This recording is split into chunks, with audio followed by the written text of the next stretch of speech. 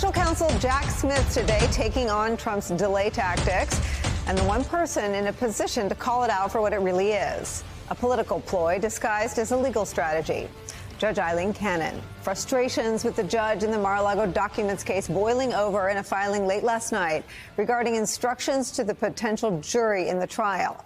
Smith asked the judge to hurry up and rule on what is one of Team Trump's most brazen claims, that the documents Trump hoarded at Mar-a-Lago in a bathroom and a bedroom and a basement, documents containing some of this nation's most secret and protected national security secrets, actually belonged rightfully to Trump because of the Presidential Records Act, or the PRA. Special counsel writing this, quote, "The court should be aware at the outset that Trump's entire effort to rely on the PRA is not based on any facts. It is a post hoc justification that was concocted more than a year after he left the White House. Importantly, Trump has never represented to this court that he in fact designated the classified documents as personal.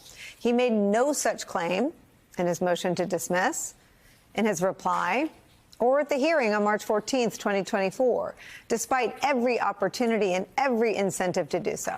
And the reason is simple. He never did so.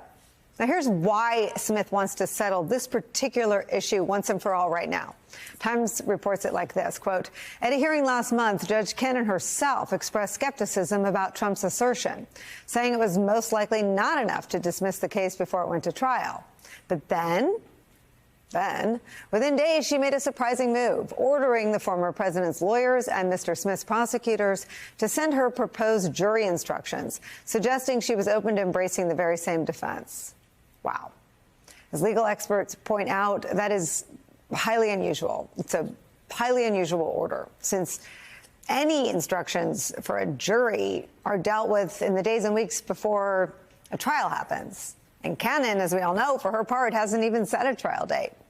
Cannon's request has also set off alarm bells inside the special counsel's office.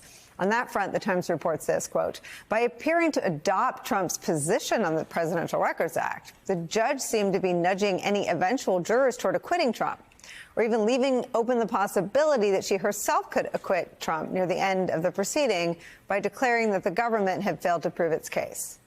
Now, prosecutors are asking her to rule on Trump's claim that the documents belong to him. So, quote, if the court wrongly concludes that it does, the special counsel can appeal to higher court. Smith's push for a quick decision comes after months of chaos created by Judge Aileen Cannon, with hearings on arguments the New York Times says this about, quote, "Many federal judges would have rejected out of hand," end quote. Wow. Weeks have gone by, and there's been nothing to appeal, right?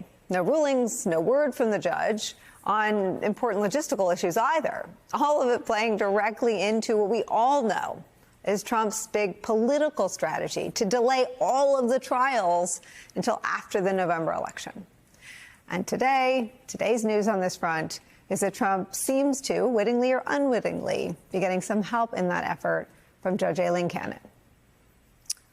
His strategy of delay is all the more frustrating for any person, any American who would like to see these cases adjudicated, the criminal cases involving Donald Trump. And of this one, the criminal documents probe, is one that even Bill Barr, his former attorney general, describes as open and shut. Listen to more of the people who work for Trump. If you were still representing Donald Trump, which of all these cases would you be most concerned about?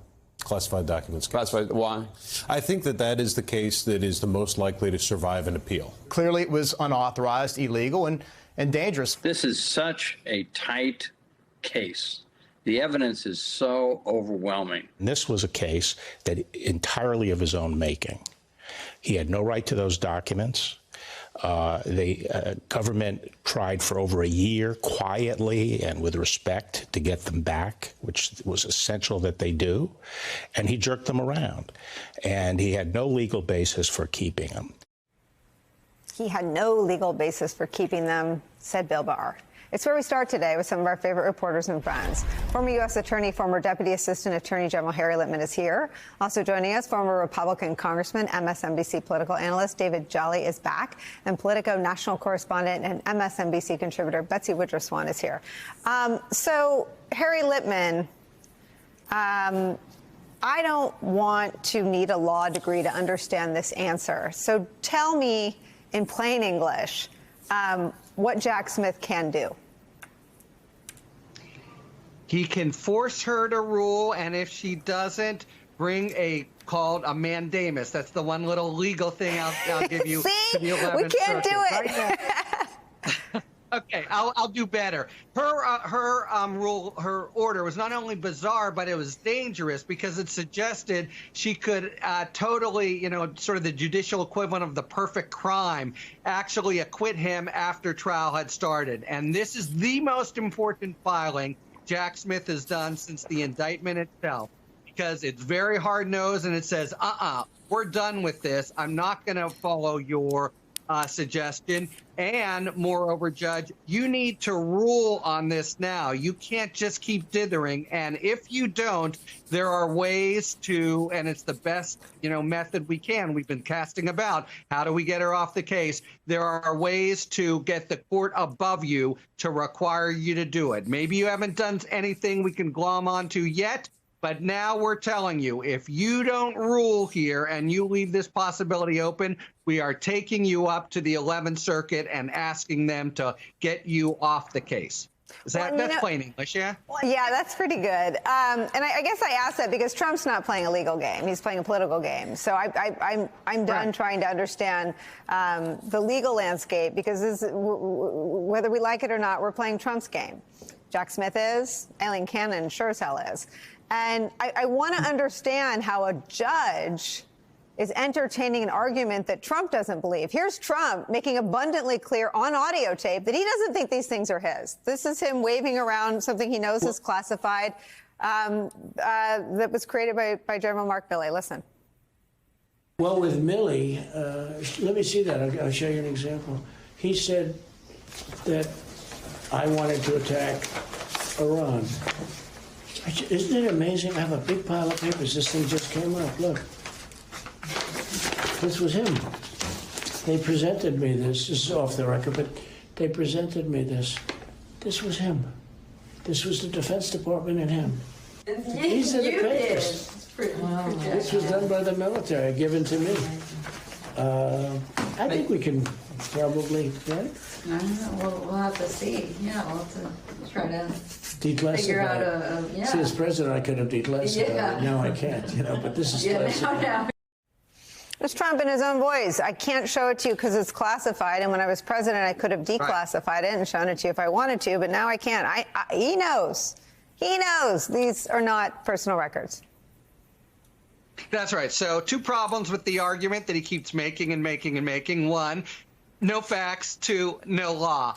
But Cannon has not only been indulging him on it, because he does keep making it on the papers, but she's been suggesting most recently, most ominously, she could kind of actually grant him his fondest wish after the jury is seated, and then there's no recourse because it's double jeopardy. You can't go back. And it's here now. They've been, I think, trying to find out how can we try to get her off, and they've decided now's the time. We're going to tell her, quit messing around. You've got to cut bait on this. If you want to rule that there's something valid here, go ahead and do it. We'll take it on appeal. If you want to rule that there isn't, go ahead and do it. But don't be dithering in the middle. And if you keep doing it, there are ways for us to force your hand.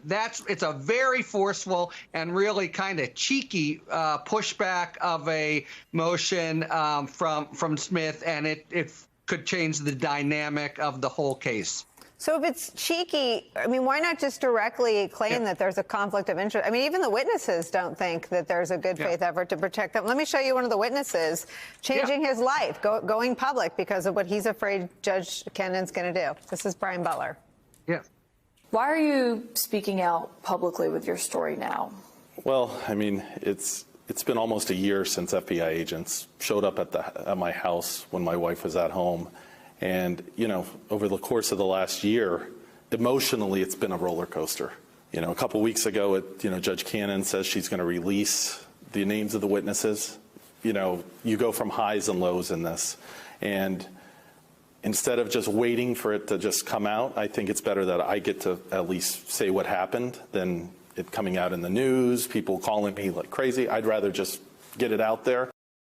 So this is a witness in a criminal trial afraid of what the defendant will do once Judge Cannon releases the witnesses. Is there, I mean, tell me what you think is being navigated behind the scenes, what the deepest concerns are on the part of Jack Smith and the witnesses.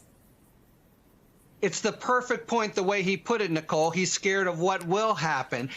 Jack Smith is scared of what will happen, but Cannon has been very kind of careful not to do it yet, suggests that she might. If she were actually to rule in a way that endangered him, boom, you have an appeal to the 11th Circuit. But until she does, that's what you need. You need an order. And what matters about this motion is Jack Smith has told her, if you don't do an order, that very fact that you're not doing an order is what we are going to bring up to the Court of Appeals. You've been suggesting things, making all of us scared, but not actually giving anything for the court to glom onto in the 11th Circuit. Now we're letting you know. Rule, or we're going to take you up anyway for not ruling. That's an unusual thing to do, but they've perfectly set the table to do it.